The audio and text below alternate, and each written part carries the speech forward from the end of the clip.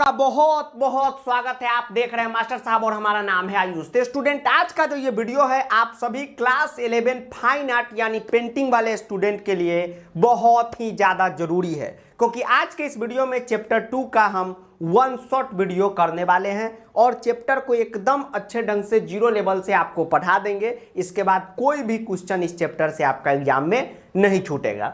और चैप्टर 2 को पढ़ाने से पहले चैप्टर 1 जो था प्री हिस्टोरिक रॉक पेंटिंग वह पढ़ा चुके हैं। तो जो भी बच्चे आप में से वह चैप्टर अभी तक नहीं पढ़े हैं तो डिस्क्रिप्शन में उसका लिंक मिलेगा, जाके पढ़ लीजिएगा। और जो भी नए बच्चे हैं चैनल को सब्सक्राइब करके बेल नोटिफिकेशन दबा दीजिए और शामिल हो जाइए फूफा जी की क्लास में। तो चलिए स्टूडेंट, स्टार्ट करते हैं आज का जो चैप्टर है वह।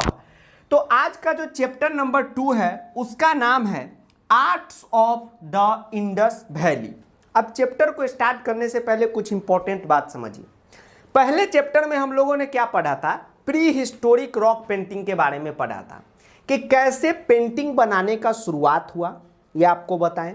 उस समय क्या क्या पेंटिंग बनते थे, जैसे जानवर के पेंटिंग बने या दीवालों पे डिजाइन बनाने का पेंटिंग बना।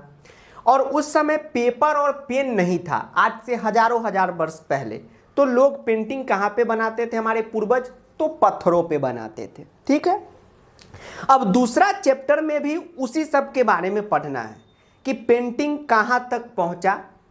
ठीक सर, कहाँ तक पहुंचा का मतलब, तो पहले जमाना में सिर्फ डिजाइन बनता था, पत्थरों पे पेंटिंग बनता था। आज बहुत तरीके का आर्ट आ चुका है। ठीक है, तो यहाँ तक पहुंचा है। तो हम लोग जो है आज सेकेंड चैप्टर में जितना भी पेंटिंग के बारे में पढ़ेंगे, ठीक है, डेवलपमेंट हिस्ट्री, वह सभी का सभी इंडस वैली के बारे में पढ़ेंगे। अब जैसे ही आपको बोले इंडस वैली तो आपके मन में आएगा कि सर ये इंडस वैली क्या है। ठीक, तो हिस्ट्री में इसके बारे में आप जरूर पढ़े होंगे। इसका पूरा नाम है इंडस वैली सिविलाइजेशन। हिंदी में उसको कहते हैं सिंधु घाटी सभ्यता। यानी आज से बहुत साल पहले एक सभ्यता पाई जाती थी। सभ्यता कोई लड़की नहीं, सिंधु घाटी सभ्यता उसको कहते हैं। एक प्रकार का कल्चर था, ठीक है, अपने इलाके का ही। आप सिंधु घाटी में 2 मेन साइट कहने का मतलब यह है कि जैसे हम कहें बिहार तो उसका पार्ट है मुजफ्फरपुर सीतामढ़ी, जैसे इंडिया तो उसका एक पार्ट है बिहार यूपी। तो सिंधु घाटी सभ्यता यानी कि इंडस वैली सिविलाइजेशन का 2 सबसे इंपॉर्टेंट पार्ट था, हड़प्पा और मोहनजोदारो।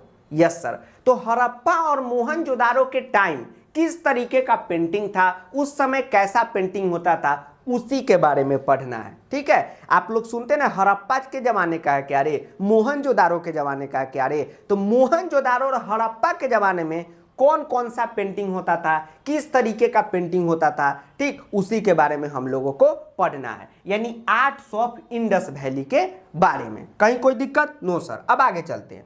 अब देखिए, यह जो हम पहले से ही लिख दिए हैं ताकि कम टाइम में वीडियो बने, और इसका जो नोट्स है वो आपको ऐप पर मिल जाए। तो वीडियो देखने के बाद इसको एक बार 2 बार रिवाइज कर लेंगे और एग्जाम से पहले पढ़ लेंगे तो स्कूल एग्जाम आपका एकदम झकास जाएगा। ठीक, चलिए अब देखिए इंडस वैली में समझिए कि कौन कौन सा पेंटिंग होता था। तो देखिए स्कल्पचर्स उस समय आ गया था। स्कल्पचर्स का मतलब हो गया जैसे मूर्ति आजकल बनता है ना, पेंटर सब बनाता है, इश्कबाज सीरियल में ओमकारा सब बनाता था ना ऐसे बाल करके मूर्ति, तो वही सबको कहते हैं स्कल्पचर्स। ठीक है, उसके बाद सील यानी कि मोहर का था, उस पर किस तरीके का पेंटिंग होता था। पोट्री यानी कि मटके पे पेंटिंग। ज्वेलरी का प्रथा इंडस वैली सिविलाइजेशन में था। टेराकोटा फिगर आ गया था। सर ये सब समझ गए, ये टेराकोटा फिगर क्या है? तो एक टेरिकोटा साड़ी चलता था, वो नहीं है। ये टेराकोटा फिगर का मतलब होता है कि आज भी आप देखते हैं सर कैसे, तो जो भी कुम्हार भाई हो क्या करते हैं पहले मटका बना लेते हैं मट्टी का और फिर उसको आग में तपा के एक बना देते हैं ना। जी सर, तो टेराकोटा फिगर का मतलब मट्टी का डिजाइन बनाना और उसको आग में जलाना, ठीक, फिर वो मजबूत बन जाता था। जी सर, उसके बारे में हम लोग पढ़ेंगे। चलिए आगे चलते हैं। अब जो है इस चैप्टर को स्टार्ट करने से पहले आपको सिंधु घाटी सभ्यता के बारे में थोड़ा सा पढ़ना है। ठीक है, चलिए आपको पढ़ाते हैं। तो यहाँ पे टॉपिक है 2 major site of Indus valley civilization. तो सर इंडस वैली में 2 ही साइट था, तो मेजर साइट जो मेन था उसके बारे में आपको बताना है। तो 2 ही मेन साइट आपको बताएं, इलाका हड़प्पा और मोहनजोदारो। तो इसी के बारे में पूरा चैप्टर में पढ़ना है कि हड़प्पा और मोहनजोदारो सब में के जमाने में किस टाइप का पेंटिंग था। तो मोहनजोदारो कोई आदमी नहीं है, मोहनजोदारो एक समय है, ठीक है। उसी को कहते हैं इंडस वैली सिविलाइजेशन। और इंडस वैली सिविलाइजेशन क्यों कहते हैं? सिविलाइजेशन का मतलब हो गया सभ्यता। जैसे मान लीजिए कि अभी जैसे बोर्ड एग्जाम होता है 10th में और 12th में, आज से क्या 200 साल पहले बोर्ड एग्जाम होता था?